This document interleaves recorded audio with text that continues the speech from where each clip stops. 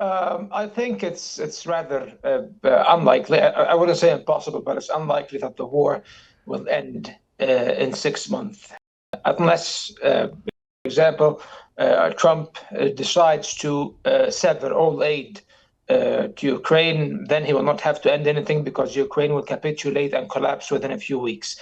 So I don't think that this is feasible. And of course, I do not think that the United States will completely abandon Ukraine, because this would be geopolitical suicide for the United States in Central and Eastern Europe. So I believe it's highly, highly unlikely that this will happen. However, of course, nothing is impossible, because basically Russia has certain battlefield objectives that it has not achieved yet. Russia has annexed 4 Ukrainian oblasts: Kherson, Zaporozhia, Donetsk, and Lugansk, and they seek to capture all of the territories of those oblasts. However, they haven't yet. Yes, they control the vast majority, about 70 or 80% of these regions combined. However, for example, the urban centers, as my colleague Mr. Ivan just mentioned, of Kherson and Zaporozhia, for example, remain outside the control of Russia. Important cities in Donetsk, like Slavyansk and Kramatorsk, for example, remain in Ukrainian hands. So I think that the Russians need to secure an agreement where they can, I think they can secure an agreement where they can take control or take over these cities and the remainder of these provinces through an agreement, or they will try to do that by force. And I think that this is what the Russians have elected to do so far.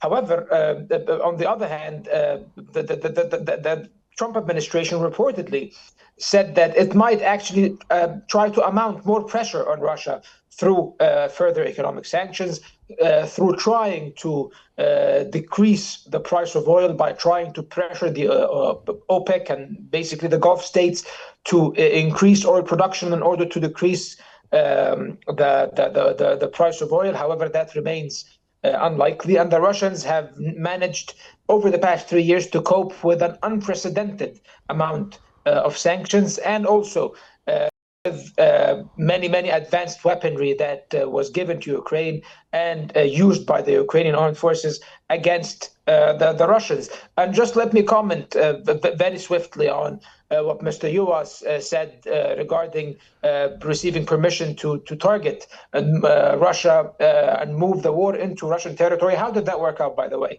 Didn't yield any meaningful results. It only increased the public support inside Russia for Putin, for President Putin and his government, and it also basically gave him more reason in order to be more adamant in trying to settle this war